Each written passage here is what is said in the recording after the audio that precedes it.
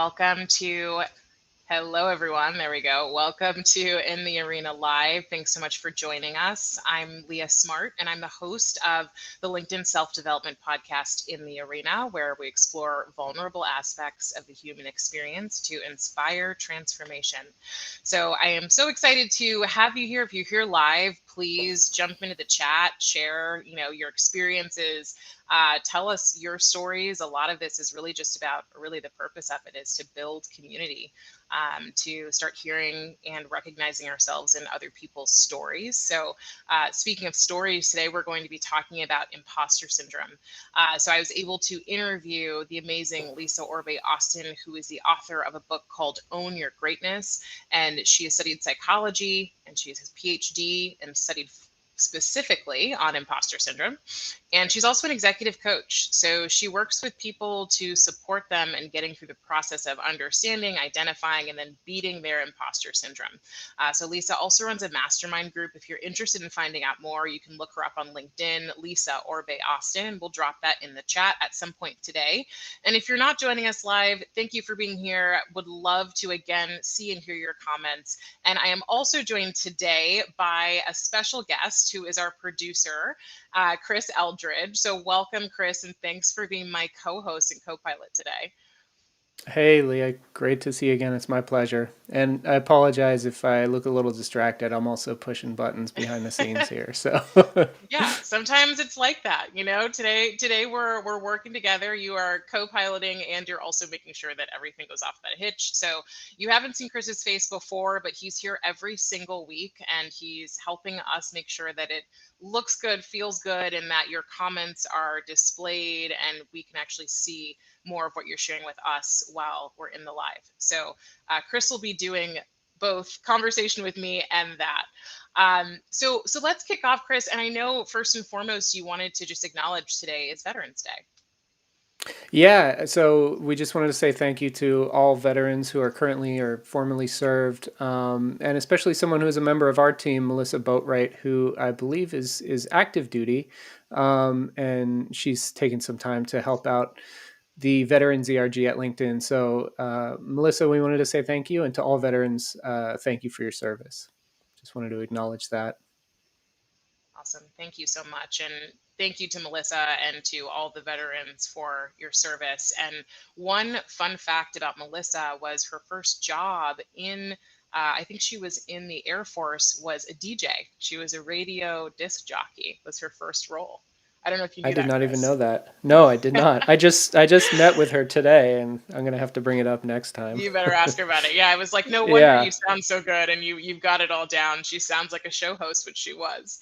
yeah. Um, Great. So we're talking today about imposter syndrome, and this topic has been top of mind for a lot of people. I mean, we've danced around it, I think, for quite a long time, and in the last few years, it's become something that people are more open about, but also I think a little confused about, Chris. So, I wanted to start with, and we wanted to share, first of all, what is imposter syndrome? But today, what we're going to be doing is we're going to be talking about what it is, what triggers imposter syndrome in our experience, and hopefully you can apply some of this to your own life and think through what's triggered it for you when you've had it.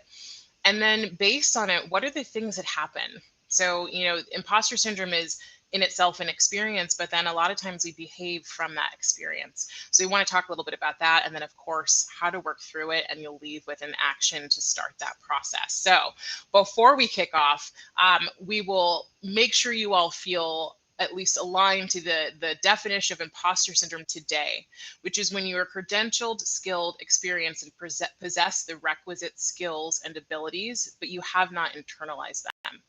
And so as a result of not internalizing them, you fear being exposed as a fraud. Right.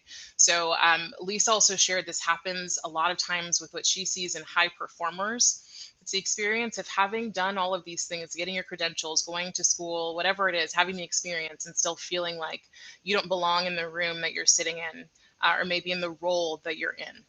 So that's the experience. And as I've started to talk more about it and ask people about it, I've realized how many of us go through it. The research first started on women. And so the idea was, is it possible that just women are experiencing imposter syndrome? It has been proven that that is not true. A lot of Lisa's book, or the first three chapters, I should say, are really about the origins of imposter syndrome, and understanding those origins have been proven to be really around our family dynamics, the initial experience that we've had in that group. So it's not necessarily been tracked back to specific socioeconomic class or back to race or even back to gender. Those can be outcomes, she said, that there can be outcomes associated based on that, but that's not the origin. So a lot of what Lisa talks about is just having us identify and understand where this all came from, including a family genome, which is really fun for me to map out, and I'll show you all in a little bit. But it's truly about just understanding where it came from, the role we played early in life in our family, and in our dynamics in our family, and then of course how to move through it. So maybe, Chris, when we were talking about where this comes from. So you shared a couple of moments around this. Where does it come from for you? Yeah, I mean, I'll just acknowledge right off the bat. I experienced a little bit of this before coming on here today. This is, I've done a lot of videos. I've recorded them, but I have the luxury of going in and editing them after the fact and having complete control over what goes out or what doesn't. But there was a little bit of imposter syndrome that I felt, having not done this before, and been on a live stream. So that's something that I did feel. One other piece of the definition too that I think is key here is that when you feel imposter syndrome, you feel that making that single mistake or just doing one thing wrong, and people are going to see that, they're going to jump on it, and they're going to expose you as a fraud, and that really makes you, and in my experience, when I've been experiencing imposter syndrome in the past, it really just makes you kind of close up, hide, get small, and really cuts off any opportunity for growth. Any opportunity to really bring your full self to whatever situation it is that you find yourself in, and bring your full self to that role. So it really is a process. I mean, I've experienced it when I've taken on new projects. When I was a cinematographer on my first film, I was leading a crew. It was the first time I had done that. A lot of the places where it shows up is in these firsts. And so I think the sad part is that those are your best opportunities to stretch yourself and to grow. And so, it's a step, I think, in the process that you just have to get past to in order to grow yourself and grow your skills. Yeah, I mean that's I think you kind of nailed it there. Like typically when I've experienced it, it's been in new experiences, things that I'm trying out for the first time, and even Yeah. if I know the textbook of, what I should do or what I could do, it's actually sitting in the room with people and feeling like, like you said, it's a great call out on the definition, that one mistake is like you're built on a house of cards, right? So that one Yeah. mistake just pulls that one card out and everything falls to the ground, and it's like nothing you've ever done matters. Yeah. Yeah. So I definitely know that experience, and trying new projects. Even, I've experienced it in even trying to ask for help, right? So like, I think there's this other play of, when I'm in the experience of imposter syndrome, I also don't like to ask for help, because Hmm. then again, it exposes me for the possible, fraud that I might be. And the other place I've seen it or felt it is, she talks a lot about the different ways that it shows up, and it can show up as being the knowledge hub. And so my Right. thing is, I like being the knowledge hub.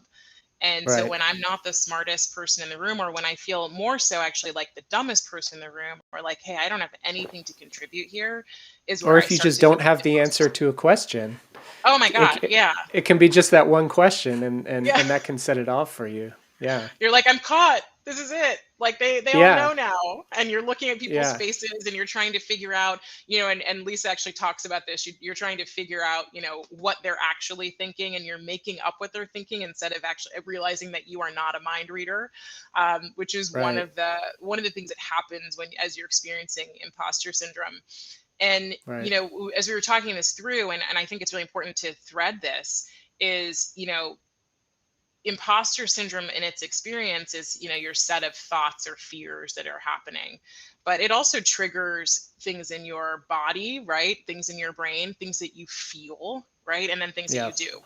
And so in the thought process, and I think the big thing around this, Chris, and you probably would agree, is this is really about being more aware, because as you're recognizing that something's coming up, like I'm not the right person for this job, or I'm going to be found out because I didn't actually know the answer to that question, as you put it. Yeah. Or, I was speaking with someone last week who was like, somebody else deserves this job more than I deserve it. They could do it better, right? We all of a sudden start to sort of shrink. Like our feeling and Yeah. our experience is like we kind of want to disappear, or we feel small. Yeah. Yeah, that I mean I have a feeling that that's definitely a common thread through a lot of the ways that people the ways that a lot of people experience it. And um, I want to bring up one thing that you mentioned earlier, which was how you don't want to ask other people for help, or you don't want to ask for other people's opinion, and that um, ties directly to this piece that you mentioned about awareness and self-awareness, and also ties into what Lisa was talking about at the beginning of the podcast, which is that she creates these groups of people who deal with this together, who talk about this together, and I think getting together with other people and talking about it, and also just experiencing this as a group and through other people is the only way to really get past it, because the mindset of imposter syndrome is really just so self-focused and so in your own head, and it's something that comes as a result of just the reality that you have in your head about the way something should be. And once you open yourself up to the people who are with you in the position you are, or maybe your colleagues or whatever it is that you're doing, you start to realize that there's a reason you're there. There's a reason why those people have brought you to the position you're in, and there's a reason that they most likely have seen something in you and want you to bring something inside of you to the position and to the role that you find yourself in. So I think that shift from thinking how can I fulfill what I see as the reality of this role, into what is it that I can uniquely bring to this role or this position, and just create this position around what is uniquely me. I think that is what I try to do anytime I find myself in the experience of imposter syndrome. Yeah. When we talked a lot about, or a bit about towards the end, the role that self worth plays in imposter syndrome, and the fact that a lot of imposter syndrome could really be traced back to the fact that most of us have been conditioned to believe that what we do is more important than who we are. And so, and I'm curious to hear for people tuning in, like, do you agree with that? Have you noticed that for yourself, that being able to, add, add acronyms behind your name, or say that you got a certain certification, or that you've gotten a certain, education, means something different about you, to you, outside of just saying I've accomplished this because it was important to me and I wanted to get the learning, and more about, what other people might think of me, or how they might treat me differently because of the fact that I've done this thing. And so, while imposter syndrome is very focused on me and my potential lack, it's also really the onus of whether or not we're an imposter is actually on everybody else. We're deciding that everyone else can decide whether or not we're worthy of the place that we're in, or the seat we're sitting in, or the conversation that we're having. Yeah, and I think also, I mean, it, one other thing that helps me through it when I experience it is just to realize that that people are not judging you the way that you think that they're judging you. You know, Yeah. I mean, We definitely blow it up. yeah, definitely, definitely. Well, actually, Chris, I'm going to read Um, off this list because, yeah. to your point, what Lisa brings up is this idea of something she calls ants, which is automatic negative Hmm. thoughts. And so, when we brought up this piece about what we think, what we feel, and what we do, I want you all to listen and think about if any of these you identify with when you're in that state of feeling like I don't belong here, I'm going to be exposed as a fraud, or I want to start this thing, but I'm going to be exposed as soon as I start it because everybody else is already doing it really well. So one is mind reading. Which is you believe you can interpret what other people are thinking about you. Everyone thinks I'm an idiot would be the thought. I have definitely had that in my life. That's been a point like, oh my god, I sound so stupid right now. Labeling, right? So you attribute negative character traits to yourself, right? So not everyone else thinks this, but I am these things. I am stupid, or I'm not qualified, or whatever it is. Fortune telling, right? She talks about just being able to, or thinking you can predict outcomes, and guess what, they're all negative, right? They're not good outcomes. Unfair comparisons. So I would use the example, Chris, of if I were, when I first started recognizing what it is I wanted to do with my work, I looked at the people that I admired, who I felt like were doing it really well. But the more I looked at those people, the worse I felt about myself, because I Mm. was looking at their, at the time, so a few years ago, I was looking at their Instagram feeds, I was looking at their posts and their events and their books, and it was like I got smaller and smaller and smaller and smaller the more I looked at what they did. And a friend of mine who also started her own business said to me, she's like, don't look at that. Go back and look at where they started. Like, go all the way back. Look at their first book they ever wrote, right? Look at their posts from 7 years ago when they had 10 followers, instead of saying, I'm trying to compare my beginnings to someone else's, middle of the road, right? Or they've been doing this for 10 plus years. The other was catastrophizing, which is the one that you just started talking about, which is, right, we blow things out of proportion. We consider the worst case possible scenario. So if Yeah. you've had imposter syndrome, or you're wondering if you have, some of the thoughts could be, things like, oh my God, I got that answer wrong, I'm going to get fired, right? I'm not going to have a job tomorrow. But yeah, Chris, I'm curious to hear what you think about all those and if you've experienced them. I think, yeah, at some level or another, especially, I mean, you bring up, looking at people's Instagram feeds. I mean, we know, I mean, there's data that shows that that's clearly a dangerous thing to do these days, to compare yourself to someone's, edited life that they've put out on social media. Um, and yeah, I mean, I've definitely experienced a lot of those. And one thing that comes to mind is some career advice which I heard someone give recently. We just did Career Month at LinkedIn, and Imani Dunbar, who's the head of equity here at LinkedIn, she mentioned a former manager she had who told her, I expect you to make at least a dozen mistakes or half a dozen or something in your first, 3 months at this role. And so I think that's totally related to imposter syndrome, in that it gives the license for someone to make those mistakes that, like we were talking about, those mistakes that we fear making, that would get us fired immediately, or found out as a fraud. I think that goes to just leadership right there, and acknowledging that someone may be experiencing imposter syndrome or may be unsure of themselves.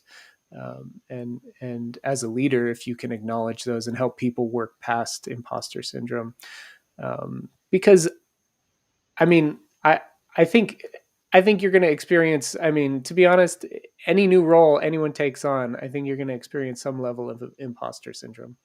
Mm-hmm. I think for me that's true anyway. Yeah. And any new role, any new responsibility, the first day, oof, that's scary. That's frightening. I Yeah. think I think there's going to be some level of imposter syndrome that I'm certainly going to experience. Yeah, I mean, and she says it's associated with people who tend to be high achievers, and I wasn't a high achiever in school. In college, I was Me not. neither. I've never Yeah. been like a amazing grades kind of kid, but I worked my butt off since I was 12. Yeah. And so, work has always been the place where I've been a higher achiever, and so I'm, someone who's had multiple roles in different functions, I feel like I'm experiencing imposter syndrome probably every few years, if not more. But it sort of aligns me to like, okay, am I trying hard enough to grow in my career? Am I pushing my edges hard enough? And if I am, then I'm probably going to experience this. If I'm wanting to grow and I'm wanting to build my career and go in the direction I want to go, I'm going to experience it a lot. And so, I will say, one thing that Lisa said, which is really important, is we oftentimes will use imposter syndrome as like well, here's how I got where I am, right? So I Hmm. have to keep it, or this is how I got where I am. So I have to hold on to it. And she calls it, what they call in psychology, a transitional object, something we hold on to that's outside of us that we believe has moved us to where we are. So I'm definitely not saying that. I'm not saying it's gotten me Hmm. where I am, but I am saying that I'm probably going to experience it many times because I'm consistently trying to put myself in new experiences that are going to help me grow, help me expand and learn. And so, of course, I won't be in that comfy place of imposter syndrome forever. I'm going to add two more of the ones that Lisa shared, just in case you want to check off the box that maybe you've experienced those. She calls the second to last one dichotomous thinking, which is all or nothing thinking, right? I'm either Mm. totally in or totally out. I'm either perfect or I'm a total failure. This is one I definitely experience and have to be pulled out of multiple times by myself through either self-coaching or calling someone that I know can help pull me out of it. And the other is discounting the positives, right? So trivializing if something great happens or you get some good feedback, or, Chris, like, if you're feeling imposter syndrome today on this call, right? So meta that you're like, okay, today was that experience. And then Hmm. afterwards I say, hey, you did a great job. If you felt it still, you might go, I did okay, instead of like, thank you. And I'm learning, right? And I want to share too, because this strikes people at a lot of different points. I think one of the things that you can do, and I'm going to share the thought process that Lisa uses to help us move through. But one thing you can think about is maybe you're not perfect, right? Maybe someone else would be better at this work. Perhaps we really don't know. But you can in your mind say, as of right now, I don't know who else would be the right person for this. Or as you said, Chris, as of right now, I'm uniquely positioned to do this for these reasons, right? I haven't found anybody else who's uniquely positioned to do what I'm doing. And if there is, that's great. But there's also then the conversation of, does you and someone else both having, unique and positive positioning mean that you're out? So I think it's really also that kind of checking your fear mindset, because this is where like that fear mindset comes in of if I'm not perfect, or if I'm not the smartest person in the room or the one who's saving everyone, that's one of the other things that comes up, or helping everyone, then I don't belong here at all. So I want to add to, we had talked about this thinking, feeling, doing, and here's what Lisa says happens when you are in imposter syndrome. What we do typically then is we react with overworking or hustling, right? And so this concept of, you have to hustle to get what you want, right? Or if I'm in imposter syndrome, I can hustle and people will think, right, that I'm enough, right? If I hustle, I won't be found out. The other one I'll add to that I've definitely experienced is just total avoidance. Like I realize there's something sitting in front of me that needs to get done, but I will avoid that task or project or picking up that hobby altogether because I just don't feel like I can do it. And so I'd rather than find out that I'm going to totally fail, I'm like, I don't want to do it. And then I still have to do it. So I get down to the Hmm. wire of needing to do it. And then I feel even more of an imposter syndrome because I'm getting closer to Yeah. the time. I have less space to plan and all that. It's clinical procrastination. I mean, It is. it's yeah, it totally, clinical procrastination is a great way to put it. yeah. So here's how we think about working through it. So first of all, the thing with imposter syndrome is becoming aware of it. And what we talk about and what we will keep talking about forever on this show, and hopefully comes up all over the place, is just self-awareness. And sometimes I think that can feel a little jargony, or like we don't really know what that means. It's really just creating the space in your mind to recognize what's happening. right? So separating yourself from the thought to say, oh, I'm thinking this, right? I'm thinking that this is all or nothing. I'm thinking that I'm either perfect or I'm a failure, right? A lot of times we just don't notice it's happening. And so we'll be in imposter syndrome or in a fear mindset and not even realize. We can go our whole day without recognizing, like, that's how I spent my day, was hustling to prove that I was enough, right? And so we get really accustomed to it. Our brain understands it as our current and typical way of being, right? And then what happens is we start to act from it, right? And we just keep acting from it until it's completely slipped past. So the first is just becoming aware of it. The second one that Chris and I talked about too was telling someone. So Chris shared this earlier. Lisa has an amazing mastermind where she's built a community so that people experiencing it can talk about it, right? So they can bring it up and say, I'm having this experience, and they can all kind of go through this process together of hearing each other, seeing each other, and then, being able to move through it. A lot of times what happens if you're in imposter syndrome that Chris and I talked about is like you continue to shrink and shrink and shrink. So you feel smaller and smaller and smaller, and you're much less likely to go out and tell someone you're experiencing it because there's shame involved in imposter syndrome. And so you sort of hide. But what you can do instead is you can say, all right, I'm going to tell one person who I trust that I'm experiencing this imposter syndrome. And if you trust that person, and they typically tend to be thoughtful, compassionate, and responsive to you, you'll get a great sense of relief just to have someone else know what you're going through, even if they don't have the answers. Now, before we jump in, and Chris, I'm going to pass it back to you. Lisa has something called the 3Cs model. I'm going to make you buy the book, so you'll have to go get the book if you want all the answers. The book is called Own Your Greatness, but the 3Cs model is create, choose, and clarify. So in creating, we're starting to experiment with new roles. We're building what we call a dream team, right? Sorry, I'm actually backwards it. Clarify. So we're starting with clarify. We're starting to understand our imposter syndrome story. So what's the story, the origin story around our imposter syndrome? And then we're recognizing our triggers. So Chris and I talked about some of the triggers: new experience, new project, anything in which you feel you could be exposed and potentially other people around you have more experience or understanding than you do. Changing your narrative about who you are and how you're showing up, but also what you're worthy of. Speaking your truth, right? So sharing it out. Silencing some of those ants. So when you're feeling that, like, I'm mind reading, I'm looking at Chris right now and I know exactly what he's thinking. He's thinking like she shouldn't even be talking, whatever it is, recognize that you have these automatic negative thoughts. It's not your fault, nothing to be judgmental about. It's just the experience, and it's normal and it's human. Valuing and caring for yourself, right? So actually moving into this space of what we talk about on this show around well-being and self-care. And then we move into experimenting with new roles. So trying on new roles. So as I shared before, sometimes we can get really stuck in this idea that I always have to be the smartest person in the room, or I always have to help or save people.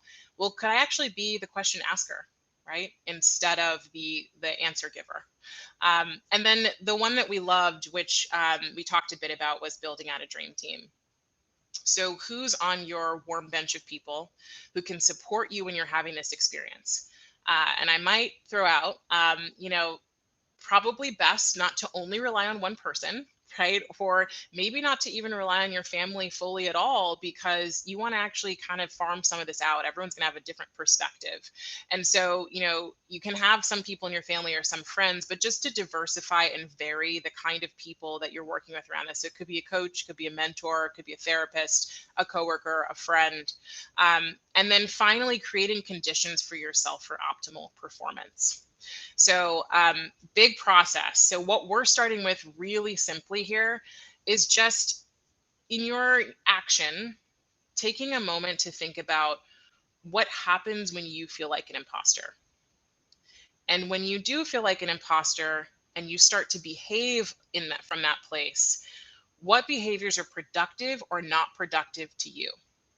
Right? So if I feel like an imposter and I start to, completely back away from a conversation in a meeting because I don't feel like I belong there, is that productive? Probably not, right? Because I may have something you need to contribute. And then the other action we'll throw out is just find one person who could potentially join your team, your dream team. So whether it's a therapist, coach, a friend, whoever it is, someone that you can trust to share that you're having that experience. So 2 actions: listing out what happens when you feel like an imposter. Is it productive or not productive? And if you can, finding one person to join your dream team.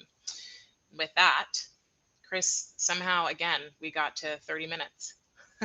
That really just flew by. Too fast. I know. Too um, fast. I, I thought of I thought of a couple of things. Number one, the one thing that you said, can I be the question asker rather than the answer giver? Sort of how you phrased it, but I've always found that if you feel like you are somehow not the smartest one in the room and you feel like you should be, usually that's a sign that you need to be asking more questions. And ironically, what happens then is that generally, when you ask people questions, those Mm. people will start seeing you as the smarter person, as the one who is has the answers, but you're looking to them for the answers, and you're looking to source it. And also, when you ask questions of people, I mean, this is a common rule of just conversation. Like, people think that you're just a great conversationalist too, and so, and then they like you more when you're asking more questions of themselves. So, and the other thing was just around, in the episode, um, Lisa shared about triggers, imposter syndrome triggering these negative actions or negative thoughts, um, or these negative thoughts triggering these actions. And I think along with awareness, comes just mindfulness can be a huge piece of that, where if you practice mindfulness, that can be, I believe, a huge way for you to battle this imposter syndrome, because then you become more aware of those moments when those thoughts come up, and when you identify them, then you can have that little moment of intercept where you stop yourself from taking any of those negative actions, or you at least just pause, reflect on it, and you're able to do something more productive and more healthy. So Yep. with Well, that, we are over time, and we are yeah, over this really flew time. by. It did. It did. But thank you everyone for joining us. If you're watching live, thanks so much for being here. If you're watching later, thanks for tuning in. We will see you next week. And actually, Chris, quick plug is that in a couple weeks, we'll be releasing an episode with Tamara Levitt, who is the head of mindfulness at Calm. So if you've ever used Calm to meditate, she's the person that you've been meditating with for the last however many years. Cool. All right. So we will see you all soon and hope you have a great rest of your week. Thanks, everyone. Thanks, Leah.